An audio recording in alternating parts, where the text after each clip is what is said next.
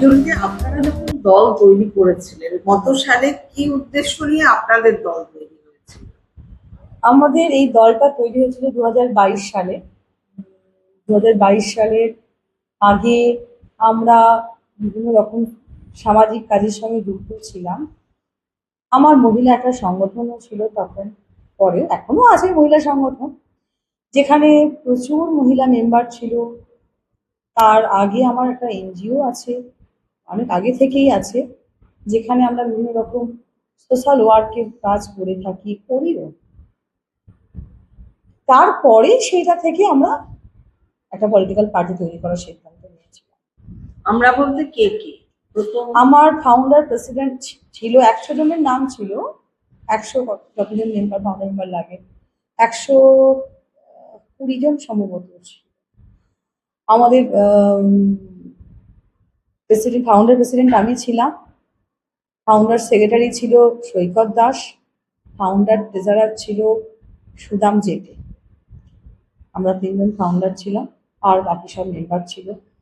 শান্তনু দে, তার নাম এখন শোনা যাচ্ছে। উনি শান্তনু দে ছিল পরবর্তী ক্ষেত্রে। আমরা 2023 সালে আমরা ত্রিপুরা ইলেকশনের সময় শান্তনু দে বলে একজনকে আমরা দায়িত্ব দিয়েছিলাম। ত্রিপুরা ইলেকশনের জন্য ওনাকে আমরা অথরাইজ করেছিলাম। শুধুমাত্র ত্রিপুরা ইলেকশন ছিল। তারপরে ত্রিপুরা ইলেকশন হয়ে যাওয়ার পরে উনি আর পার্টির সঙ্গে যোগাযোগ করেননি, এবং 2023 সালের পরে উনি মেম্বারশিপও করেননি। এই পর্যন্ত আপনাদের প্রতীক তো রশিয়ান নিব বোধহয়, না? পেনের নিব। আমাদের পেনের নিবই ছিল। সেটা কেন হয়েছিল? আমরা এখানে আচ্ছা এখন নেই এখন।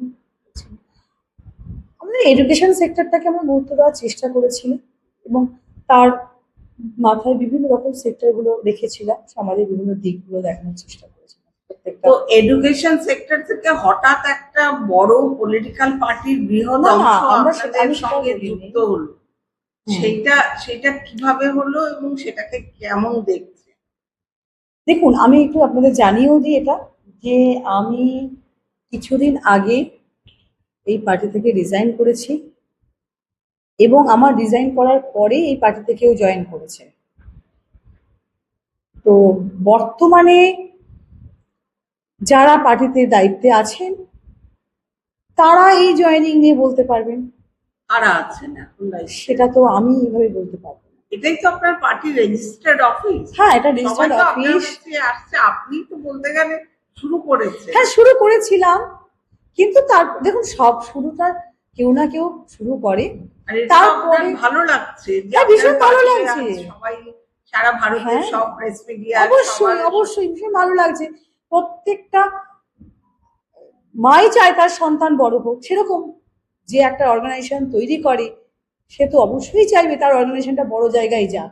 সে থাকুক বা না থাকুক, অর্গানাইজেশনটা বড় জায়গায় যাক, এটাই আমাদের চাওয়া। সেটা আজকে হয়েছে, আরো ভালো লাগছে সেটা। তো কাকলি ঘোষ দস্তিদাররা কি আপনাদের পার্টির সঙ্গে মার্চ করে গেছেন? মানে ওরা এখন কি এনসিপিআই এর সদস্য? সেটাই তো খবরে শুনেছি। আর ঋতব্রত বাবুরা তো বলছেন আবার যে আমরা এই ধরনের কোনো দলের কথা জানি না। ওনার জানার পরিধিটা হয়তো কম, তাই জন্য জানেন না। মানে ওনারাও আপনাদের দলেই আসছেন? না না, আমি এটা বলতে পারবো না, এরকম কোনো বক্তব্য তো তৃণমূল ভেঙে তারা আসছেন, এমপিরা তো এসেছেন। সেটা তো বর্তমানে যারা দায়িত্বে আছেন তারাই বলতে পারবেন যে কে আসবেন, কাদেরকে কিভাবে রাখা হবে। বা এখন প্রেসিডেন্ট কে আপনাদের দলের? আপনি যদিও ছেড়ে দিয়েছেন, আপনি তো জানেন এখন প্রেসিডেন্ট কে। আমার এটা ঠিক জানা নেই, আর আমি এটা বলতেই পারবো না। তো আপনার সন্তান সে বড় হচ্ছে, আপনার আনন্দ হচ্ছে, সেই সন্তানের আপনি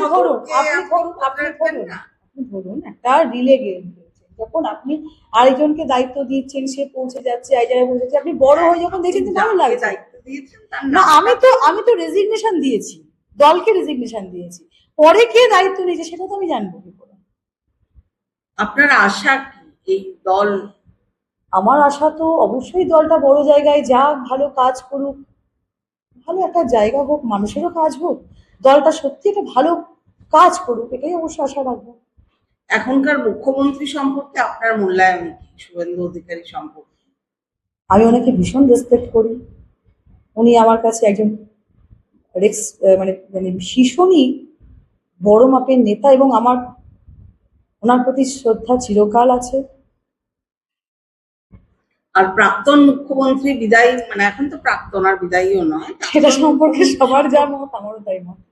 সবার বলতে আপনি বলুন, একজন মহিলা হিসেবে, আপনি একজন পার্টির প্রতিষ্ঠাতা হিসেবে আমাদের দলটা যখন তৈরি করেছিলাম তখন 2022 সাল ছিল, তখন উনি সরকারে ছিলেন। আমরা ওনার বিরুদ্ধে দাঁড়িয়ে তো দলটা তৈরি করেছিলাম। নতুন যারা এসেছেন তাদের প্রতি আপনার বার্তা কি, এটাই শেষ প্রশ্ন।